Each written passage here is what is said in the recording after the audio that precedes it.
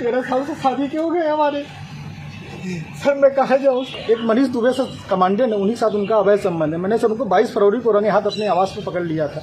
ये मेरी नौकरी जाने वाली सर, वो सर इतना सर घोटाला की हुई है, 10-10 लाख रुपए सर लेती है पट्टा करने का, उनके साथ कोई कार्रवाई नहीं हो रही है सर। जिला कमांडेंट होमगार्ड गाजियाबाद में है सर, वो खुद शादीशुदा पहले से है सर।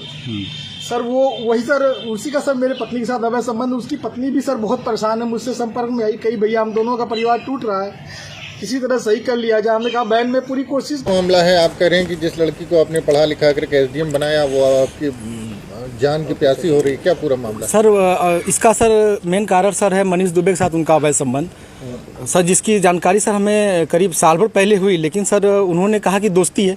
खैर सर हमारी पत्नी सर एसडीएम थी, उस समय इलाहाबाद प्रयागराज में सोराम तहसील में रहीं। तो मैंने कहा सर बड़े पद पे हैं, दोस्ती तो हो ही सकती है सर, अधिकारियों से बात साथ बैठना उठना। तो मैंने सर, उन्होंने मैं ये कह के टाल दिया, तो सर मैंने ध्यान नहीं दिया। सर इसकी भनक सर मुझे उसका ये जो शक था वो विश्वास सर 22 फरवरी को हुआ, जब मनीष दुबे गाजियाबाद से चलकर सर मेरे आवास एलनगंज स्थित सरकारी आवास पे आया और इनके साथ एक साथ कमरे में मैंने इनको देखा अवैध संबंध बनाते हुए। तब से सर ये मनीष दुबे और ज्योति मौर्य मेरे जान के पीछे पड़ गई हैं। कौन है, पूरी कहानी बताइए, क्या मामला है? सर 2010 में ज्योति मौर्य के साथ मेरी शादी हुई सर।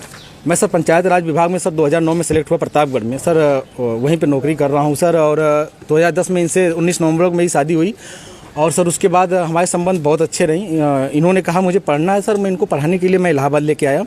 और इलाहाबाद में सर द काउंसिल कोचिंग है, वहाँ पे इलाहाबाद की सबसे अच्छी कोचिंग थी। मैंने वहाँ पे किसी तरह सर पिताजी के सहयोग से, भाइयों के सहयोग से, और यहाँ तक कि मैंने अपने डीपीआरओ साहब के सहयोग से पैसा उधार लेके इनको कोचिंग कराया।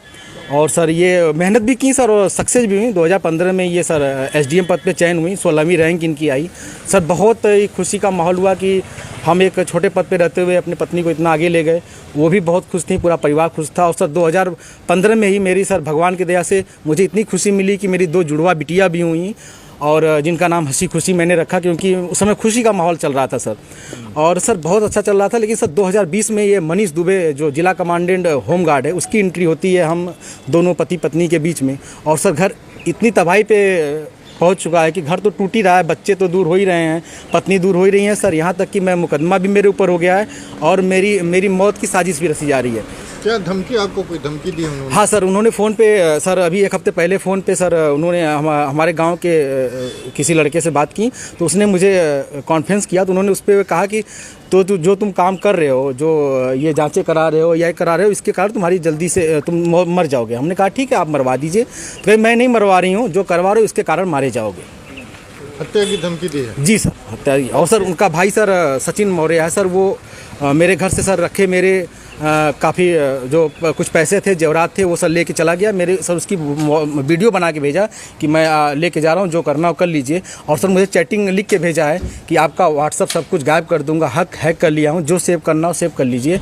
और सर उसने क्या किया कि मेरी सिम भी अपने पास रख लिया है, रख के यूज कर रहा है। मेरा बैंक अकाउंट है, उसमें जुड़ा हुआ है सब कुछ। लेकिन सर वो मेरी जान पे सब लोग तुले हुए हैं सर। क्या वो आपसे तलाक मांग रही है? हाँ सर, उन्होंने मुझसे ऑडियो के माध्यम से कहा है, मुझे अभी तक कुछ ऐसा नोटिस तो नहीं मिला है, लेकिन सर उन्होंने कहा है कि तलाक प्यार से दे दीजिए, बवाल मत करिए, नहीं तो मैं आपको बर्बाद कर दूंगी। आपके डीपीआरओ से बात हो गई है, आपको बर्खास्त करा दूंगी, न नौकरी करने दूंगी न जीने दूंगी। आपने इसकी शिकायत कहाँ? सर इसकी शिकायत मैंने सर्वप्रथम सर उसी दिन धूमनगंज SHO साहब से की।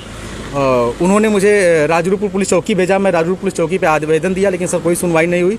फिर सर उसके बाद मैंने, ये 25 अप्रैल की बात है, फिर मैंने 27 अप्रैल को सर उनको ये रजिस्ट्री के माध्यम से सर उनको भेजा, कमिश्नर साहब को भेजा। DM साहब खत्री साहब के यहाँ मैं खुद स्वयं उपस्थित हुआ हूँ, उनसे मैंने बात की कि सर आपके SDM साहब हैं, ऐसा कर रही हैं।